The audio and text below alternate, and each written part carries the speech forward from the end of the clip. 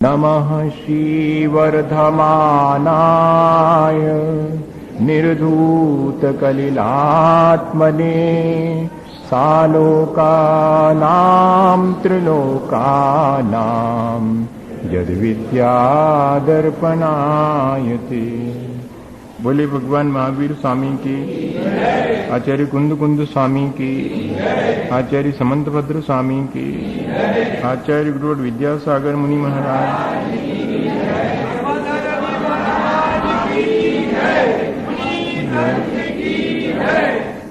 ये रत्नकरण श्रावकाचार आचार्य समंतभद्र स्वामी का अपन पढ़ रहे हैं। जीवन में हमारे धर्म कैसे आवे, इस पर हम रोज रोज विचार करते हैं। धर्म परिणामों की निर्मलता का नाम है और परिणामों की निर्मलता दृष्टि की निर्मलता से आती है और दृष्टि की निर्मलता के लिए सच्चे देवगुरु शास्त्र के प्रति अनुराग, उनके प्रति श्रद्धा होना आवश्यक है। धर्म के बारे में कुछ बातें अपन को और सीख लेनी चाहिए। अहिंसा इत्यादि धर्म हैं, तो अहिंसा इत्यादि चूंकि शास्त्र में लिखे हैं इसलिए धर्म हैं, ऐसा हम सामान्य रूप से विचार कर लेते हैं। पर बात इतनी सी नहीं है कि जो जो चीज शास्त्र में लिखी है वो धर्म है। नहीं, धर्म है इसलिए शास्त्र में लिखी हुई है, वरना हम ये मान करके कि ये तो शास्त्र की बात है तो वो शास्त्र तक ही सीमित रखना चाहिए, ऐसा आशय भी कई बार हम शास्त्र के प्ररूपण में ले लेते हैं।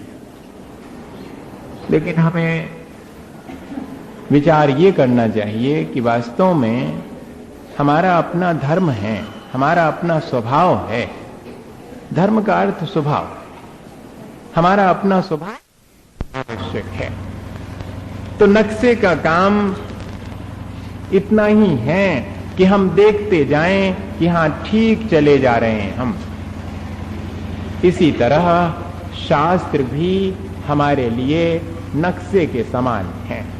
हम अपने जीवन में धर्म का आचरण करें और देखते जाएं कि हां ऐसा ही तो लिखा हुआ है, ऐसा ही यहां तक पहुंचने पर ऐसा ही अनुभव होगा।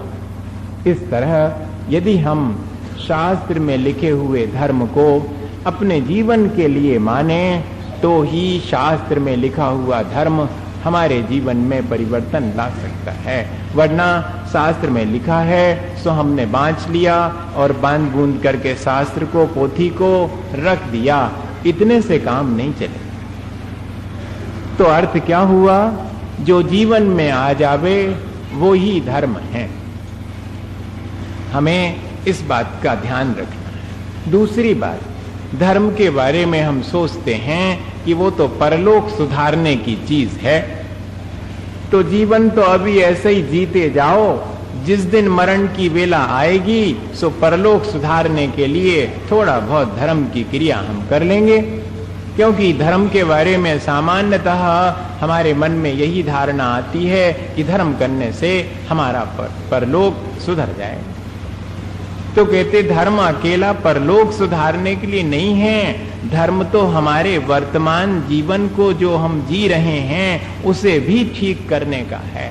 और जिसका वर्तमान जीवन ठीक है सो उसका ही भविष्य उज्जवल है, उसका ही परलोक उज्जवल है। तो धर्म के बारे में ऐसी धारणा नहीं बनानी चाहिए कि इससे तो सिर्फ परलोक ही सुधरेगा। नहीं, जो व्यक्ति अपने जीवन में धर्म का आचरण करता है उसका परलोक तो सुधरता ही है, वर्तमान भी सुधर जाता है। अपने जीवन में धर्म आ जाए तो चार लोग और जो देखते हैं वो क्या देखते हैं कि अरे देखो भैया कैसे धर्मात्मा व्यक्ति हैं, इनके तो चलने उठने बैठने बात करने में से धर्म झलकता है। अगर वास्तव में हमारे भीतर धर्म का आचरण हमने स्वीकार कर लिया है तो ये स्थिति बने बिना नहीं रहती। तो क्या हुआ, उससे हमारा जीवन भी संभला, वर्तमान का और आसपास जो भी उसके संपर्क में आए तो उन्होंने भी कहा कि हाँ, ये धर्म तो बहुत श्रेष्ठ है, इस धर्म को मुझे भी अंगीकार करना चाहिए। दूसरे की भी धर्म के प्रति रुचि जागृत हो गई। तो धर्म ने कम से कम 3 बातें तो करी, हमारा परलोक तो सुधारा ही, वर्तमान जीवन सुधार दिया, और हमारे माध्यम से कोई सुधरना चाहे तो उसको अवसर भी दे दिया। तो धर्म के बारे में इतना हमें अपनी धारणा को जरूर से अगर बन गई है तो बदलना चाहिए। तीसरी बात धर्म के बारे में ये भी आती है कि धर्म तो आंख मीच के करने की चीज है। कहते धर्म श्रद्धा की चीज तो है, लेकिन विवेकहीन श्रद्धा की चीज नहीं है। हमारी श्रद्धा है, हमारी भावना है, हम धर्म की क्रियाएं अनुष्ठान हम करें, लेकिन उसके साथ हम श्रद्धा के साथ विवेक का ध्यान रखें। आज्ञा प्रधानी और परीक्षा प्रधानी दोनों की बात आचार्य भगवंतों ने लिखी। सो आज्ञा की प्रधानता तो ये है कि मैं अल्प बुद्धि हूं, मेरे इतना ज्ञान नहीं है कि मैं सर्वज्ञ की कही हुई सूक्ष्म बातों को जान सकूं, सो मैं उन्हें श्रद्धा से स्वीकार करता हूं। लेकिन जो बातें मैं वर्तमान अपने व्यवहार में देखता हूं, उन बातों में तो मुझे विवेक लगाना चाहिए। अब ये विवेक हम दुनिया की जो और बातें हैं उनमें तो लगाते हैं, परमाणु है कि नहीं है हम बड़ा सूक्ष्म विचार करते हैं उस चीज का। भगवान बहुत पहले हुए हैं, भाई विवेक से काम लो, देखे हों तो कहो के हुए हैं कि नहीं हुए। अरे इसमें विवेक मत लगाना। सूक्ष्म अंतरित और दूर जो हैं उनको तो श्रद्धा से ही स्वीकार करना, और जो वर्तमान में क्रियाएं इत्यादि हम धर्म की करते हैं उन क्रियाओं में विवेक भी रखना, उसमें परीक्षा कर लेना। 7 तत्व जो प्रयोजन भूत हैं, उन 7 तत्वों में हम क्या अपनी अल्प बुद्धि से और परीक्षा करेंगे। इतना ही कर सकते हैं कि भगवान के कहे 7 तत्व के अलावा और किसी रागी द्वेषी के द्वारा कहे गए तत्व को हम नहीं अंगीकार करेंगे। इतना ही विवेक रख सकते कि वीतरागी के द्वारा कहा हुआ ही मैं अपने जीवन में और श्रद्धा से स्वीकार करूंगा। तो आगम या कि धर्म परीक्षा भी प्रधानी तो नहीं है, पर विवेक तो होना ही चाहिए।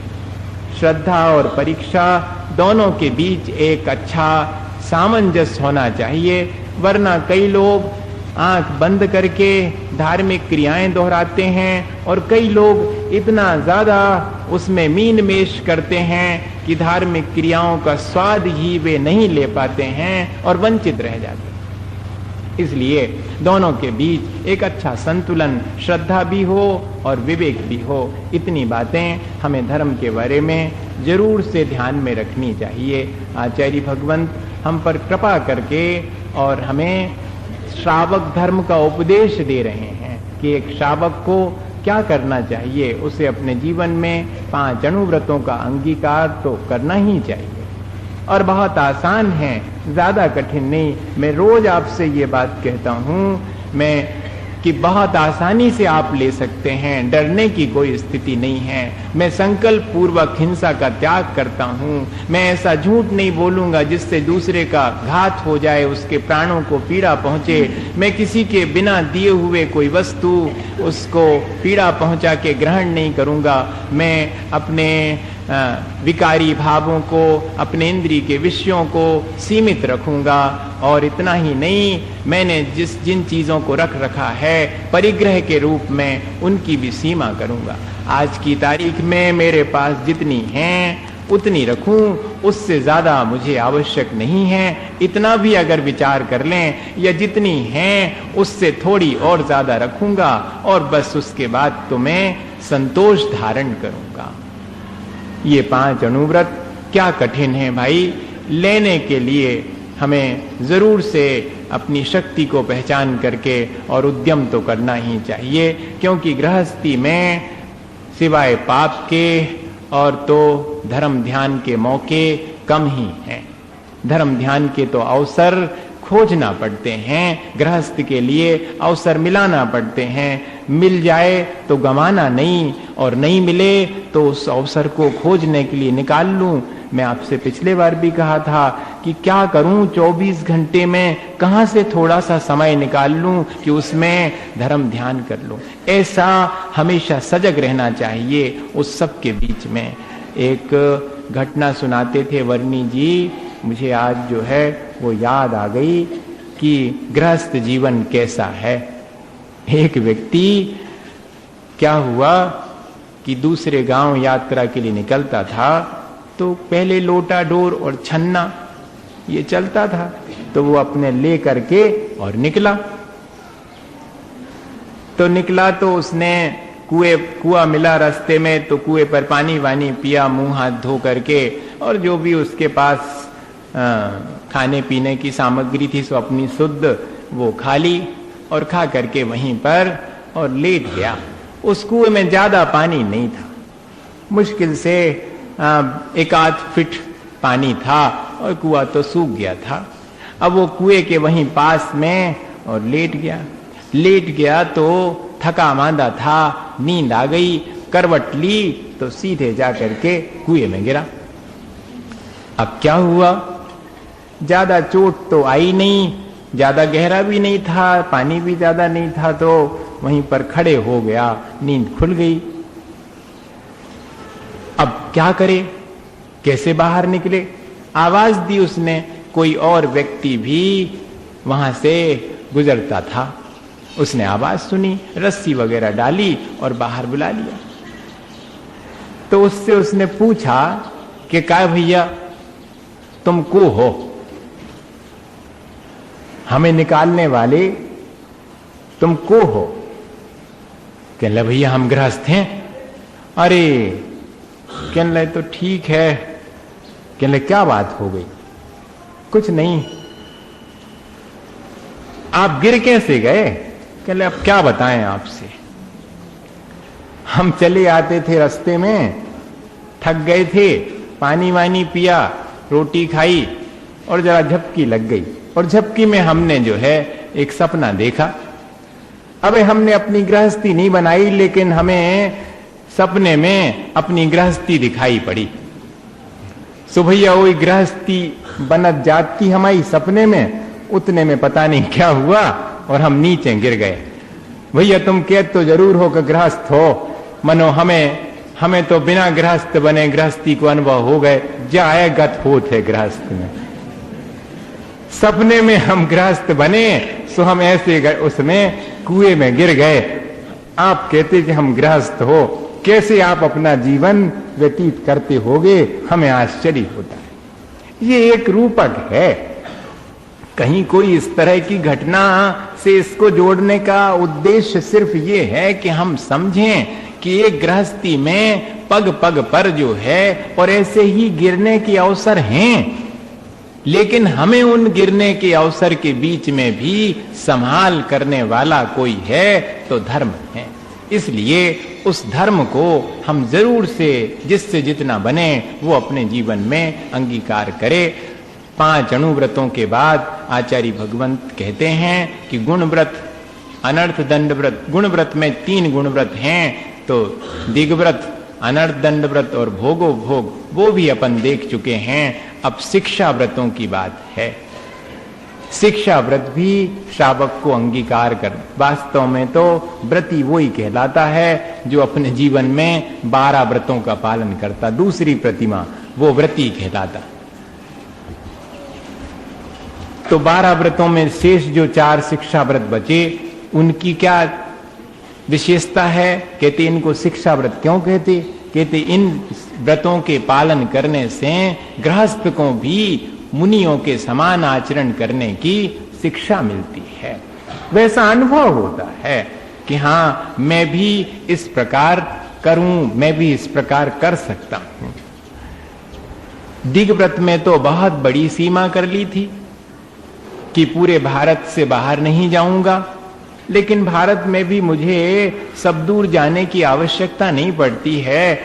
अब मैं कुछ थोड़े समय के लिए, जीवन भर के लिए तो उतनी सीमा बना ली है, लेकिन कुछ समय के लिए मैं उस सीमा को और संकुचित कर सकता हूं। व्रती व्यक्ति हमेशा अपने संसार को सीमित करने के लिए उत्सुक है, संसार बढ़ाने के लिए नहीं। जैसे कोई व्यक्ति को संध्या को दुकान बंद करने हो तो क्या करता, वो कहते भैया अब बढ़ा लो दुकान, बढ़ा लो मतलब अब समेट लो, धीरे धीरे। कोई मांगता है कुछ, भैया अब नहीं दे रहे, उधारी अब तो सब बंद ही करना है। और अगर पूरे ही से दुकान बंद कर रहा हो तो आधे पौने में सौदा जैसे हो उसे निपटाओ, अब जल्दी खत्म करने, दुकान ही खत्म कर रहे। तो वही स्थिति अगर हमारे मन में संसार से पार होने की ललक है तो हम क्या करेंगे, फैलाएंगे थोड़ी, हम तो उसे जैसे बनेगा तैसे और समेटने की कोशिश करेंगे। इसलिए देशावकाशिक व्रत रखा है शिक्षा व्रत के रूप में कि अब अपने को मुनियों के आचरण की शिक्षा लेनी है तो थोड़ा अपना दायरा सीमित करना पड़ेगा। दायरा सीमित करना है, दृष्टि तो बहुत विशाल है। ऐसा नहीं समझना कि दृष्टि भी संकुचित हो गई है, नहीं, दृष्टि बहुत विशाल है और दायरा धीरे धीरे अपने आप सीमित होता चला जा रहा है। जो व्यक्ति सीमाओं को स्वीकार करता है वही असीम होने के लिए योग्य है, और जो व्यक्ति सीमाओं को स्वीकृत नहीं करता है वो व्यक्ति कभी असीम नहीं हो सकता है। ये व्रत नियम सब हमारे ऊपर सीमाओं को निर्धारित करने के लिए या अपने हाथ से अपने ऊपर अंकुश रखने की प्रक्रिया है। गांधी जी कहते थे कि जो व्यक्ति अपने हाथ से अपने ऊपर अंकुश लगाता है वो श्रेष्ठ है, और जो किसी दूसरे के द्वारा लगाए गए अंकुश में चलता है वो व्यक्ति कभी अपना उत्थान नहीं कर सकता। दूसरे के लगाया हुआ अंकुश हटाने की चेष्टा होगी क्या रे, और स्वयं अपने हाथ से लगाया अंकुश हो तो फिर तो उसे आनंद के साथ स्वीकार करके हम आगे बढ़ते जाएंगे। तो व्रत नियम संयम भी अपने ऊपर अपना अंकुश लगाने के लिए है, क्योंकि इनने कहा, क्योंकि ये करते हैं, ऐसा विचार करके व्रत नियम नहीं, मेरे आत्म कल्याण के लिए मुझे आवश्यक है। इसलिए सीमा कैसे बांध ली, पढ़ते हैं अपन, ताहू में फिर ग्राम गली गृह बाग बजारा है। हाँ, ये गमन आगमन का जो है हमने प्रमाण कर लिया। जो हमने बहुत बड़ी ताहू में, मतलब वो जो दिग्व्रत में हमने बहुत बड़ी सीमा रखी थी, अब उसमें ग्राम गली गृह बाग बाजार इन सब में आने जाने की भी हमने सीमा कर ली है। अपने प्रदेश से बाहर नहीं जाऊंगा, प्रदेश में भी अपने शहर से बाहर नहीं जाऊंगा, शहर में भी अपने मोहल्ले, मोहल्ले में भी अपने घर, और घर में भी अगर अष्टमी चतुर्दशी है तो एक ही कमरे में मैं सुबह से शाम तक अपना धर्म ध्यान करके बिता दूंगा। तभी तो मालूम पड़ेगा कि मुनि महाराज एक ही स्थान पर और अपना धर्म ध्यान करते हुए कैसे दिन व्यतीत करते हैं, कैसे वे योग धारण करते हैं। अब तो वैसे मुनि महाराज देखने के लिए भी अपन को दुर्लभ हैं कि 4 महीने और वृक्ष के नीचे स्थापना कर ली तो बैठे हुए हैं। अब कब उठेंगे, तो दीपावली को आंख खोलेंगे तब उठेंगे और फिर विचरण करेंगे। 4 महीने एक आसन पर बैठ के उपवास के साथ पूरा चतुर्मास व्यतीत करने वाले ऐसे मुनि महाराज तो प्रणम्य हैं, और उनका तो दर्शन ही अपन को नहीं होता है, लेकिन उनके जैसी शिक्षा लेने के लिए हम भी और अपनी भावना तो बना ही सकते हैं कि हम भी कम से कम संसार का आवागमन मिटाना है तो आवागमन कम भी तो करना पड़े। हम संसार का ही आवागमन मिटा, आवागमन का नाम ही संसार है, हम उस संसार को मिटाना चाहते हैं तो आवागमन को सीमित करना होगा। जो जितना प्रयोजनभूत है उतना कर लेंगे, बाकी इससे ज्यादा आवागमन नहीं करेंगे, ऐसा विचार करके देशावकाशिक व्रत ले लेता है। पहले अपन ये पढ़ेंगे कि 4 कौन कौन से शिक्षा व्रत हैं और उसमें देशावकाशिक कैसा है। देशावकाशिकं वा सामयिकं प्रोषधोपवासो वा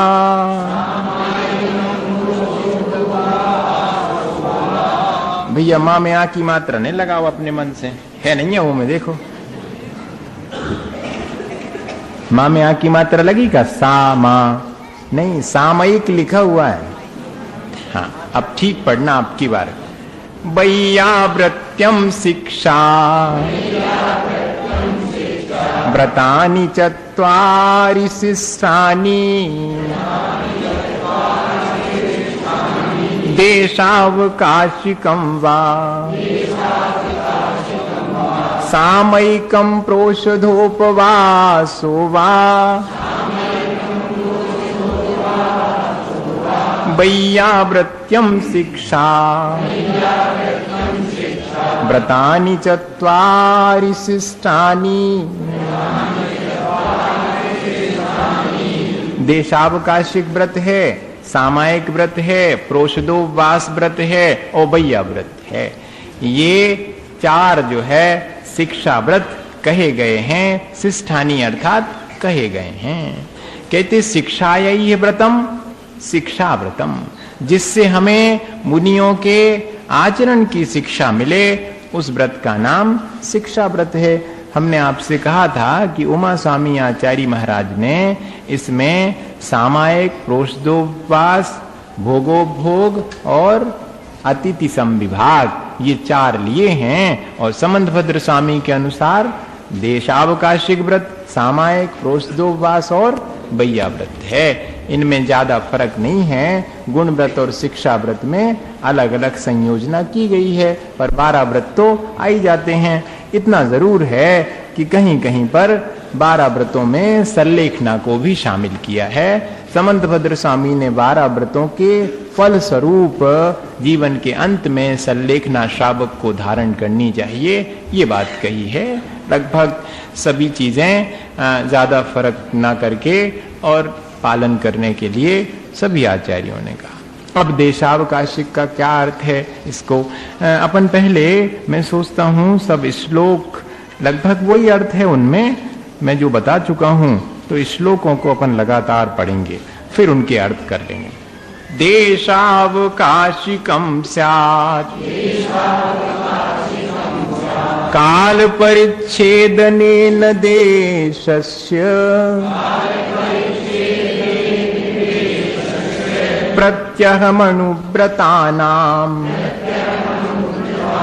प्रतिसंहारो विशालस्य देशावकाशिकं स्यात् काल परिच्छेदनेन देशस्य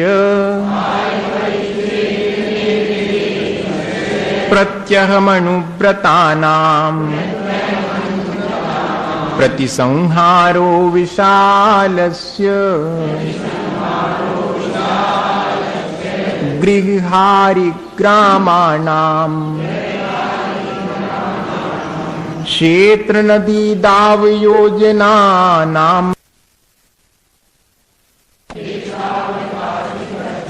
स्मरन्ति सीम्नां तपोवृद्धा गृहारि ग्रामाणां क्षेत्र नदी दाव योजनानां च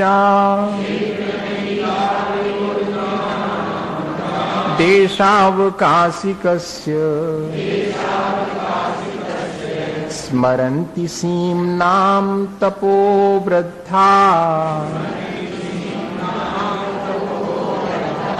हाँ, अब इनके अर्थ समझें।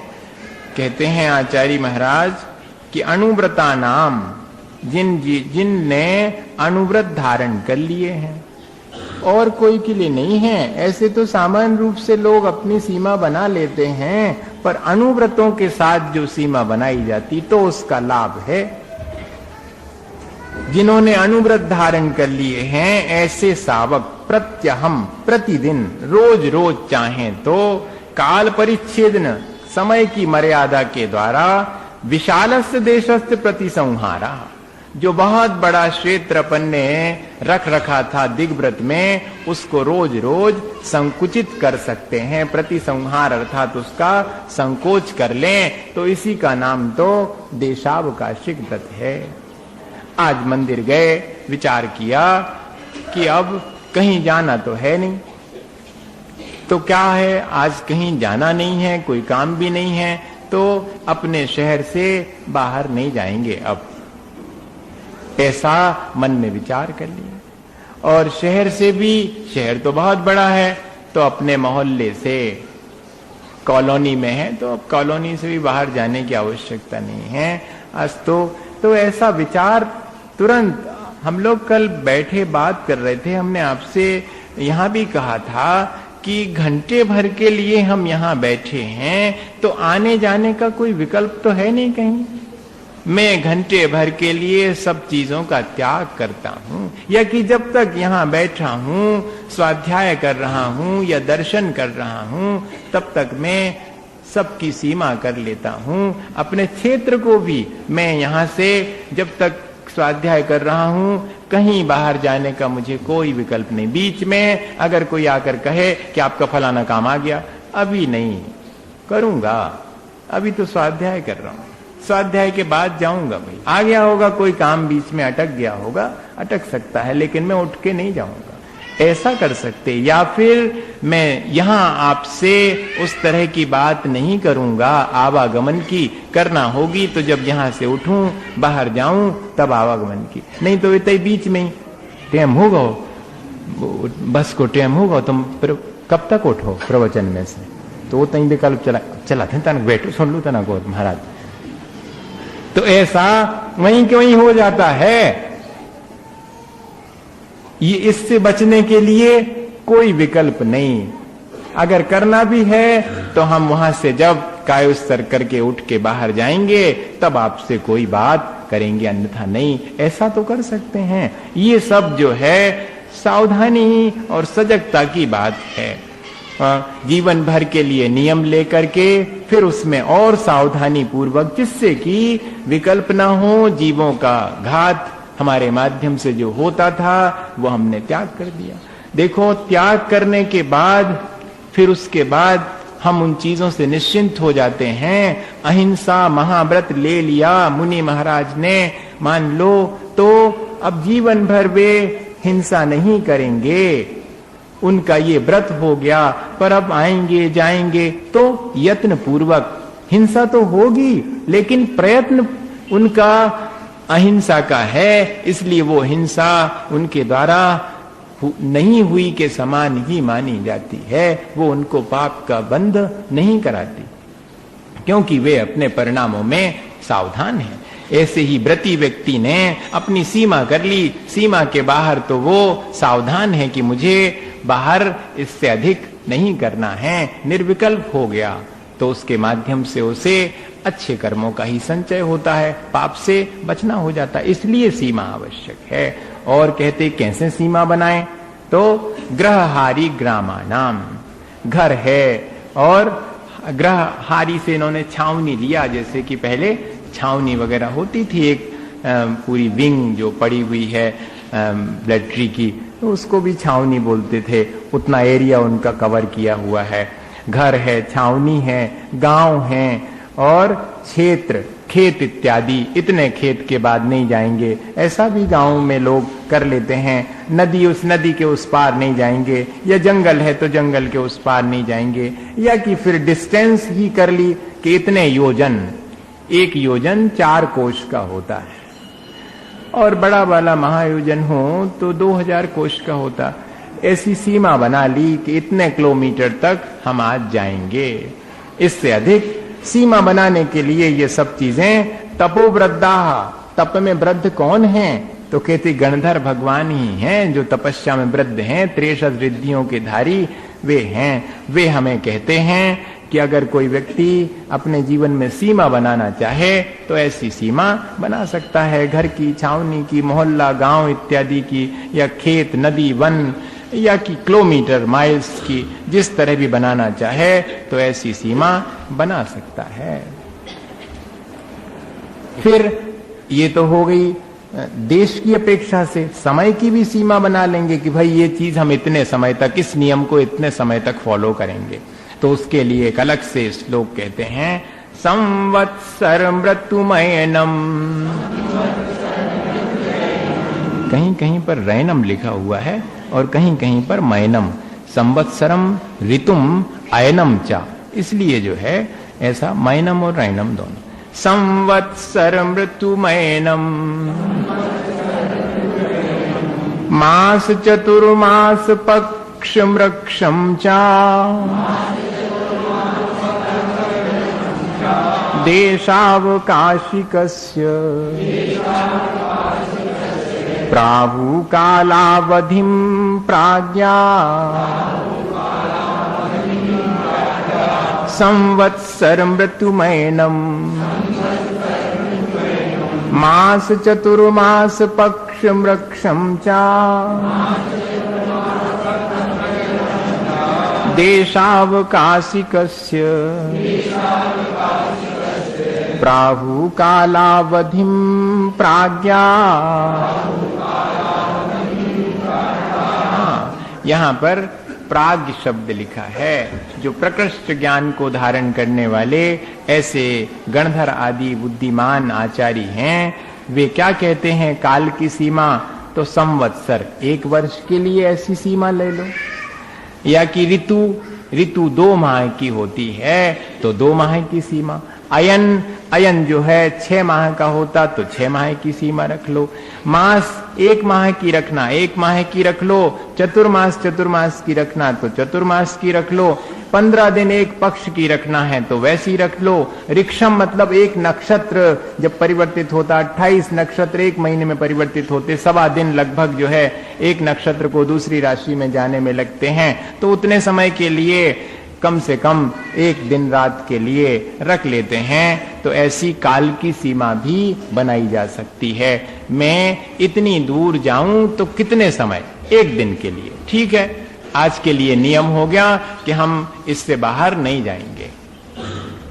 ऐसा भी समय का और देश का दोनों का जो है निर्धारण कर लेते। कई बार बहुत सारी चीजें इससे, कई घटनाएं ऐसी सुनने में आती हैं, अपन लोग हमेशा देखते हैं कि थोड़ा सा जो है इस तरह की सीमा बांध लेते हैं तो बहुत फायदा होता, कई पाप से बच जाते हैं। कई बार व्यक्ति कई केसों में फंस जाता है, तब भाई हम तो वहां थे ही नहीं, हम तो दूसरी जगह थे, हम तो मंदिर में पूजा कर रहे थे, हमारा नाम आपने उस घटना में कैसे जोड़ लिया? और कोई भी आकर के कह देगा कि हाँ भैया ये तो पूजा कर रहे थे, या ये तो स्वाध्याय में लगे हुए थे, इस समय तो ये वहां स्थान पर थे ही नहीं। ऐसे में उस धर्म के माध्यम से और अपनी सीमा निर्धारित करने से हम बहुत सारे मिथ्या पापों से भी बच जाते हैं। इसलिए ये आवश्यक है व्रती व्यक्ति के लिए। और कहते हैं कि समंतभद्र स्वामी का ये वैशिष्ट है, कहना चाहिए कि उन्होंने श्रावक को बहुत पीठ थपथपाई। हाँ, कि श्रावक जो है अपने जीवन में बहुत कुछ कर सकता है। श्रावक ये न माने कि वो तो अज्ञानी है और उसे तो सिर्फ पाप करने की मजबूरी है, नहीं, वो अपने जीवन में धर्म ध्यान कर सकता है। वो मुनियों के समान भी अपने जीवन को उज्जवल बना सकता है। इसलिए जब भी वो कोई त्याग की बात कहते हैं तो तुरंत कह देते कि देखो तुमने इतना त्याग कर दिया, इतना त्याग करने से तुम तो महावती के समान हो गए, ऐसा कह देते। अब उसको देखते हैं अपन कि कैसा, क्यों ऐसा कह रहे हैं। सीमांतानां परतः स्थूलेतर पंच पाप संत्यागात् देशावकाशिकेन चा महाव्रतानि प्रसाद्यन्ते सीमान्तानां परतः स्थूलेतर पंच पाप संत्यागात् देशावकाशिकेन चा महाव्रतानि प्रसाद्यन्ते। हाँ, जितनी सीमा रख ली है उस सीमा के बाहर न स्थूल पाप करेंगे न सूक्ष्म पाप करेंगे। सबका त्याग हो गया अपने आप ही, क्योंकि मुझे तो सीमा के भीतर रहना है। उस सीमा के बाहर जो भी हो उसकी जिम्मेदारी मेरी नहीं है। मैं मन वचन काय कृतकार्य तन्मोदना से उन सब पापों से बच गया। इस तरह स्थूलेतर पंच पाप संत्यागात, सीमा के बाहर हमने स्थूल और सूक्ष्म सभी 5 प्रकार के पापों का त्याग कर दिया है। इसलिए देशावकाशिक व्रत को धारण करने वाला गृहस्थ श्रावक भी महाव्रतम प्रसाद्यन्ते, कहते महाव्रत के समान उसने सिद्धि को प्राप्त कर लिया। वो सीमा के बाहर तो महाव्रती के समान हो गया, क्योंकि उसके सूक्ष्म और स्थूल दोनों पापों का त्याग सीमा के बाहर है। भीतर भीतर जो है वो अपना जितना भी है वो कार्य करेगा, लेकिन उसके बाहर तो उसकी चर्या महाव्रती के समान हो जाती है। इस तरह उसको उत्साहित करने के लिए कहते हैं, और बात भी ठीक है, लॉजिकल है कि भाई हमने जिस चीज के बाहर जाने की ही कल्पना कर ली, नहीं जाना है तो फिर अब उसके बाहर कुछ भी होता रहे, अपने लिए उसका कोई विकल्प नहीं है। उसके माध्यम से कोई पाप हमारे जीवन में नहीं होने वाला है। इस व्रत को लेकर के और इस व्रत में हमें सावधानी रखनी चाहिए। बहुत सारी त्रुटियां हो सकती हैं। आचार्य भगवंत उसकी तरफ भी इशारा कर रहे हैं कि अगर कोई इस तरह व्रत लेता है तो उसे सावधान रहना चाहिए। उसके परिणामों में कहाँ कमी आ सकती है हम बताए देते हैं, इसलिए पहले से ही परिणाम संभाल लेना। प्रेषण शब्दानयनम रूपाभिव्यक्ति पुद्गल क्षेपौ देशावकाशिकस्य व्यपदिश्यन्ते त्ययाः पंच प्रेषण शब्दानयनम रूपाभिव्यक्ति पुद्गल क्षेपौ देशावकाशिकस्य व्यपदिश्यन्ते त्याः पंच। अब व्रत तो ले लिया, सीमा भी बना ली कि अपने कमरे में ही रहेंगे आज या अपने गांव में ही रहेंगे। अब लेकिन कुछ काम ऐसा पड़ गया, सांसारिक कार्य की बात है, धार्मिक कार्य की बात नहीं है। सांसारिक कोई कार्य ऐसा आ गया, थोड़ा लोभ आ गया कि अरे इसी समय अगर ये संदेश वहां पहुंच जावे तो 4 पैसे का ज्यादा लाभ हो जाए, ऐसा मन में भाव करके और प्रेषण अपनी मर्यादा के बाहर रहकर, अपनी मर्यादा में तो खुद हैं लेकिन अपनी मर्यादा से बाहर दूसरे के लिए अपने सांसारिक कार्यवश भेज दिया, तुम ये कार्य करके ले आओ, मैं तो जा नहीं पाऊंगा क्योंकि मेरा तो व्रत है, इसलिए तुम चले जाओ।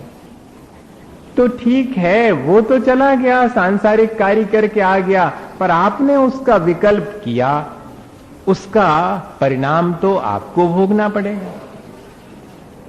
इसलिए व्रती व्यक्ति इस बात का विचार रखता है। आ जाता है मन में कई बार, सांसारिक बात कर रहा हूं, अब भैया हम तो महाराज के पास जा नहीं पा रहे, तुम जा रहे हो तो हमारी नमोस्तु कह दियो, तो ठीक है, इसमें तो कोई बात नहीं है। लेकिन अब तुम सागर जा ही रहे हो और हम तो अब ऐसे हमने सोची कि 4 महीना कहूं नहीं जाने, मनो वो काम थोड़ो डलो है सुजा जो हमारा सोई सामान खरीद ले, सो तना कहते बिक जे है, अब ये जो अगर आपने अपने संसार के लिए इस तरह काम के लिए दूसरे को भेजा है तो फिर आपके व्रत में दोष लग गया, अतिचार लग गया। शब्द अब प्रेषण में तो दूर तक भेज सकते हैं, और लेकिन बाहर अब कमरे में अपन ने सीमा ले ली है, अपनी सीमा में है, लेकिन कुछ काम बाहर करवाना है तो उस व्यक्ति को कोई शब्द करके, खांसी करके या कि हल्के से आवाज दे करके और बुला लिया। अपनी सीमा से बाहर तो नहीं गए, लेकिन सीमा से बाहर वाले व्यक्ति को अपने प्रयोजन से आपने बुला लिया, तो इसमें भी कहते हैं कि दोष लग जाएगा। या कि आनयन, मर्यादा से बाहर जो है उनको प्रयोजनवश आज्ञा दे देना कि तुम ये वस्तु हमारे लिए लेकर के आ जाओ, तब ये भी दोष हो गया। अपनी सीमा में स्थित रह करके बाह्य क्षेत्र में अपना शरीर इत्यादि दिखा करके और उनको अपनी तरफ आकृष्ट करके अपना काम करवा लिया, इसको बोलते रूपाभिव्यक्ति।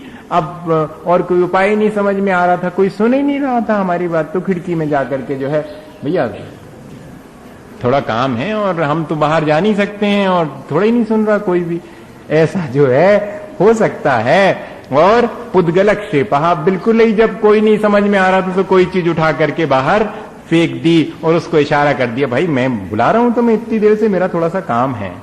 कहते नहीं, ये भी अगर हमने बहुत ऐसी सीमा रख ली है तो ये सब चीजें उस सीमा से बाहर की हो गई, इसलिए उसमें दोष लग गया।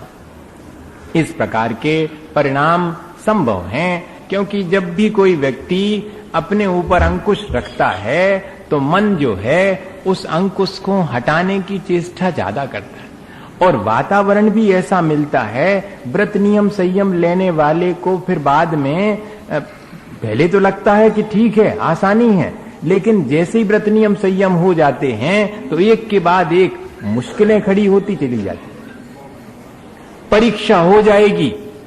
रोज बिल्कुल आराम से थाली में भोजन करते होंगे और कबू बाल नहीं आओ, और जोन दिना सोच के बैठे कि अगर आज है तो छोड़ दें, वही दिन आज है, अब ऐसे कबू नहीं निकल है कब बाल।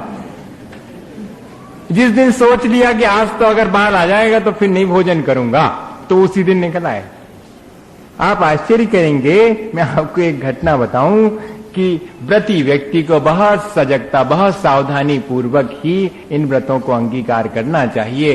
दोष लगने के भय से व्रत ना अंगीकार करें, ऐसा भी नहीं, और व्रत का अंगीकार करके लापरवाही भी ना हो कि दोष लग जाए। लापरवाही से अनजाने में अज्ञानतावश लग जाते हैं, वो जुदी बात है, जानबूझकर तो सावधानी रखनी चाहिए। मैं आपसे कह रहा था कि कैसे परीक्षा हो जाती है। क्या हुआ एक बार कि चतुर्मास की बात है, 89 में मैं उधर था गढ़ाकोटा में, तो मैंने ऐसे ही सोचा कि वैसे भी मैं एक सब्जी तो लेनी है मुझे अकेले, तो मैं हमेशा एक सब्जी का सोच के निकलूं को एक सब्जी ले आऊं, तो ये तो बहुत आसान है, कोई भी ले लूंगा एक जो होगी। फिर मैंने सोचा कि नहीं, मैं तो लौकी की सब्जी लेता हूं तो बस आज वो ही लेऊंगा, और बाहर के चौके की नहीं लेऊंगा, उस चौके में ही होगी तो लेऊंगा। अब मुझे मालूम था कि सब जगह रहती है, सबको मालूम है, कोई ऐसी बात तो है नहीं कि नहीं हो, ऐसा भी मन में आ गया भाव की सब जगह रहती है, इसमें तो कोई बहुत बड़ी चीज नहीं। पर अपन सोच, आज ऐसा सोच के देखते हैं क्या होता है। और आप आश्चर्य करेंगे कि उनके यहां पर हम गए और उनके यहां पर और तो सब था, सब्जियां, लौकी की सब्जी गायब। और बात ये थी असल में कि उनने सोचा कि अभी तो 2 दिन हुए हैं चौका के लिए, अभी महाराज तो आए वाले नहीं हैं, और दूसरे जो महाराज आते हैं वे तो सब लेट हैं। तो उनने ऐसा विचार करके और कहना नहीं बनाओ अभी। अच्छा, और मान लो आ भी गए तो आजू बाजू में सब लगे भाई चौका है, कोई कितने से ही मंगा लेंगे और आहार करवा देंगे। लेकिन हमने उस दिन ऐसा सोच लिया है कि आज एक ही वही लौकी की सब्जी लेऊं और बाहर के चौके से आई तो नहीं लेऊंगा, तो उसी दिन और ऐसी परीक्षा हो गई। अब दाल रोटी खाके और बस चुपचाप आ जाओ, आकुलता नहीं करना। ये जो है व्रती व्यक्ति के लिए अपने व्रत लेने के बाद आकुलता के अवसर आएंगे, लेकिन वही तो परीक्षा के क्षण हैं। अगर हमने उनमें अपने को निराकुल बनाए रखा तो हमारे व्रत लेने की सार्थकता हो सकती है। ये व्रत इसीलिए हैं कि हम निराकुलता पूर्वक अपना जीवन जिएं। इसी भावना के साथ बोलिए आचार्य गुरु और विद्यासागर मुनि।